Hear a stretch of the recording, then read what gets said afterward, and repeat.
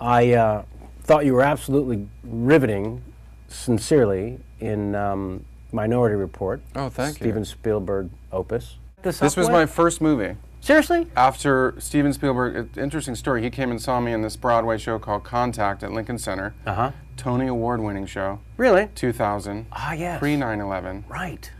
And he came and saw the show, and I got this call randomly. He sees, apparently Spielberg sees lots of Broadway shows. Uh-huh. I got a call saying Spielberg's interested in you for this movie. He saw you in the show, and I was like, shut the what? Yeah.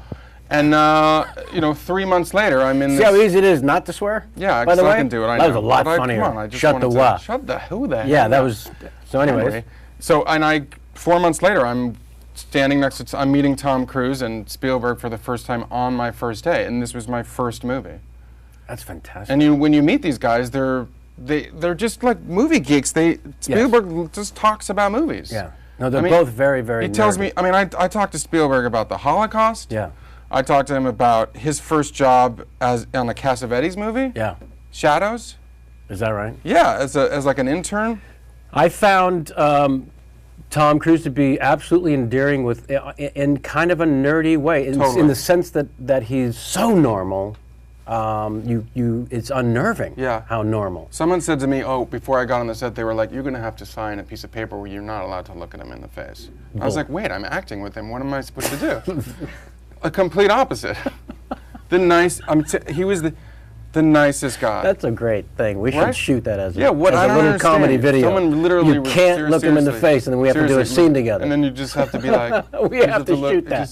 That's fantastic. Yeah, that's fantastic. Let's do that. This guy, because he, he was there for your coverage. He was he's ridiculous. Loved it. He's got ridiculous. me a big basket of chocolate. Yeah, working with him was truly one of the more inspiring things. In terms of professionalism, it's just ridiculous. And also during rehearsal of Few Good Men, he's writing with this giant Mont Blanc pen that's the size of a, I don't know, I'm going to say a child's arm. It's ridiculously huge.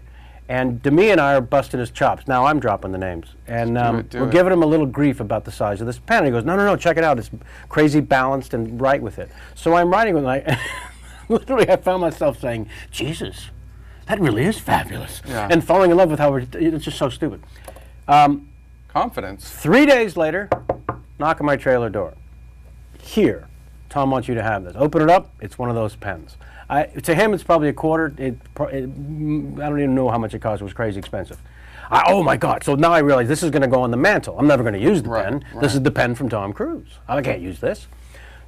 Later that day, I'm making notes in my script, and Tom comes up behind me and says, "Hey, where's the pen?"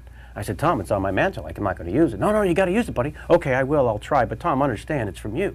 I know, but 3 days later, open the door of my trailer. Tom wants you to use the first one. Come on. Not kidding. And he was not doing it to show off. He was not doing it to be an asshole. He really wanted me to use the first one. And it was his way of saying, I understand you're not going to use the first one. Will you now? You know what I mean? Wow. Yeah, sorry. I got a box of chocolates and I ate them and there was no memory. Got nothing. But he did loan me a pair of knee pads, and I know that what this is gonna sound like. So fill in the blank. So he's just at the end of the scene. He puts me on my knees. I know this is gonna sound weird. He's like, he's like, get back here, and he takes me in the arm, and then he pushes me down. Right. And we were on these mirror floors, and it was like, my knees keep hurting. I kept saying because we had to keep practicing it. And he's like, I don't remember who his assistant's name was, and he's like, Michael. Debbie, get Jason my knee pads, and then she brings like 4 different knee pads. Right. Like longer ones and shorter ones, and he's like Kevlar. He's like, take a pick, take your pick, and I'm like, great. Yeah. Take them, and then I tried to, at the end, to keep them on, and they were like, Tom needs his knee pads back. You tried to steal? I wanted to keep the Tom Cruise knee pad. See, what happens is... I wasn't going to sell them. I was going to like go around New York with shorts and like, these knee pads and be like, Tom Cruise. You were going to be fly. I was going to be sweet. Sweet.